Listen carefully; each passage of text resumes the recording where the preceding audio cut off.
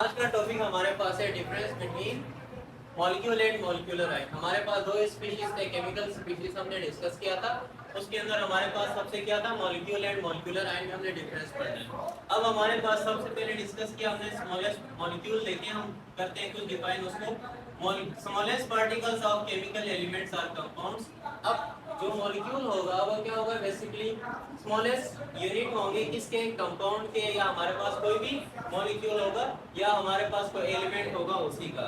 अब हमारे पास मॉलिक्यूलर आयन की बात करते हैं। जब molecular ion formed by gain and loss of electron by a molecule. अब एक मॉलिक्यूल है, जब वो अपना इलेक्ट्रॉन लॉस करेगा या गेन करेगा, देन जाके हमारे पास क्या बनेगा, वो हमारे पास कोई आयन बनेगा, मॉलिक्यूलर आयन। अब दोनों में डिफरेंस ये हुआ कि हमारे पास इसमें ये पार्टिकल है, ये यूनिट है किसी मॉलिक्यूल का या हमारे पास किसी कंपाउंड का या एलिमेंट का।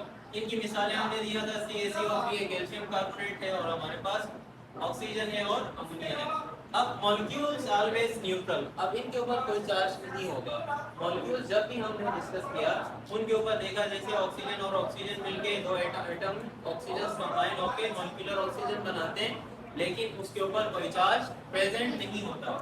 अब इसी तरह जब बात करते हैं मॉलिक्यूलर आयन की, इनके ऊपर या तो पॉजिटिव चार्ज होगा या नेगेटिव चार्ज होगा। यानी उसके ऊपर जब गेन करेंगे इलेक्ट्रॉन नेगेटिव चार्ज होगा, और लॉस करेंगे इलेक्ट्रॉन देन हमारे पास पॉजिटिव चार्ज होगा। जैसे कि हमने सोडियम और क्लोराइड की मिसाल दी है। क्लोरीन और सोडियम जब आपस में रिएक्शन करते हैं, देन हमारे पास सोडियम एक इलेक्ट्रॉन लॉस करता है और क्लोरीन एक गेन करता है। देन इसी तरह हमारे पास एक आयन बनता है, सोडियम क्लोराइड जो आयन बनता है, और इसको सॉल्ट भी कहते हैं। अब हमारे पास molecular ion is stable unit. Molecular ion क्या होगा, स्टेबल यूनिट। यानी इसका मतलब ये होता है इसकी जो नियरेस्ट इलेक्ट्रॉनिक कॉन्फ़िगरेशन है। अब हमारे पास इसमें 8 इलेक्ट्रॉन पूरे होने चाहिए या 2 इलेक्ट्रॉन्स। 8 इलेक्ट्रॉन में हमारे पास एक रूल होता है डुप्लेट रूल के नाम से, जो बाद में डिस्कस करेंगे। और हमारे पास ऑक्टेट रूल है।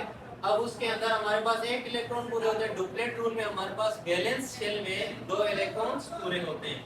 अब इसी तरह हमारे पास मॉलिक्यूलर आयन इस रिएक्टिव स्पीशीज। रिएक्टिव स्पीशीज का ये होता है कि हमारे पास दूसरे जो कंपाउंड्स हैं या दूसरे एलिमेंट्स हैं उनके साथ वो रिएक्शन करेंगे।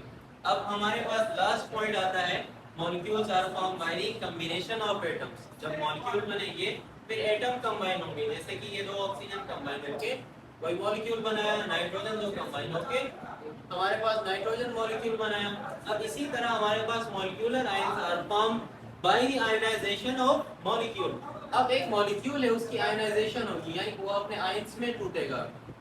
जैसे कि वाटर मॉलिक्यूल है, जब आयनाइजेशन इसमें होगी एक हाइड्रोजन आयन और एक हाइड्रोक्सिल आयन बनाएगा। दो हमारे पास आयन बनेंगे, एक हाइड्रोजन आयन, दूसरा कौन सा बनेगा, हाइड्रोक्सिल आयन।